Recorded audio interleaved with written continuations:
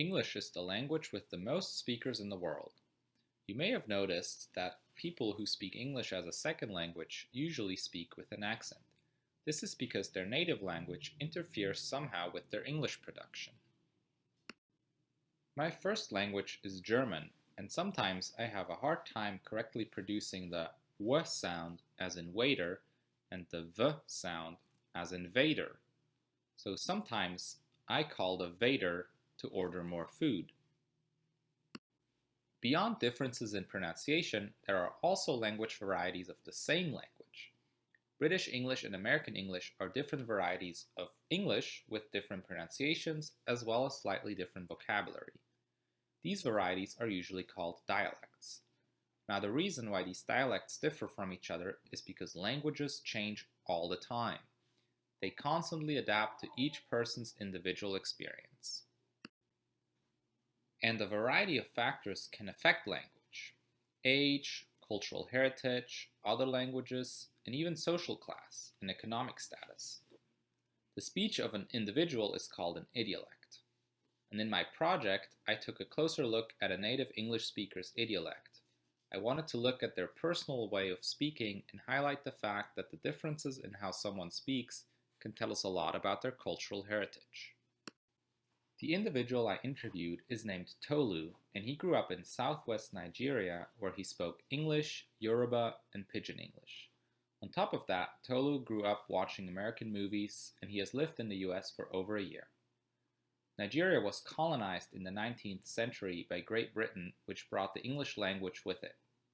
So in my analysis, I expected his diverse language background to show itself in his English. Here are my findings. The first sound I would like to point out is the H. Tolu often dropped this sound in word initial positions. He pronounces, for example, the word health as elf. At first, I thought this might be due to the influence of British English, but it turns out that Nigerian English speakers who aren't also speakers of Yoruba don't do this. In Yoruba, there are 4 different realizations of the H phoneme, one of which is a dropping. It is more likely that Tolu drops the H in English because of the language contact with Yoruba than with British English. Another thing that points towards this interpretation is the fact that he does not drop the H every time it is at the beginning of a word. For example, Tolu pronounces the word hope as such.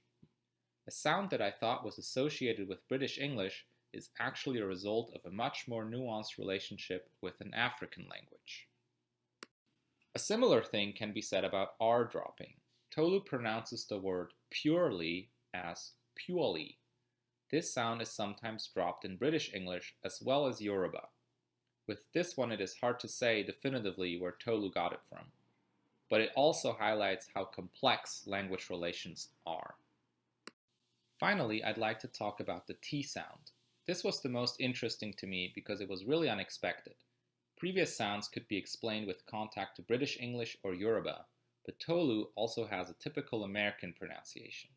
He sometimes uses a tap or flap as it is found in North America. When he swears and says shit, the T is reduced to a flap. This points towards the influence of American English on his speech, potentially through his time living here, but also through his exposure to American media, in film, or the internet. For me, the takeaway of this project should be partly that we can explain certain details within a person's speech in relation to languages and their environment. But more importantly, that each person's speech is a complex result of many factors, and we should not try to compare them to a standard. There is no standard English, just different varieties of the same language.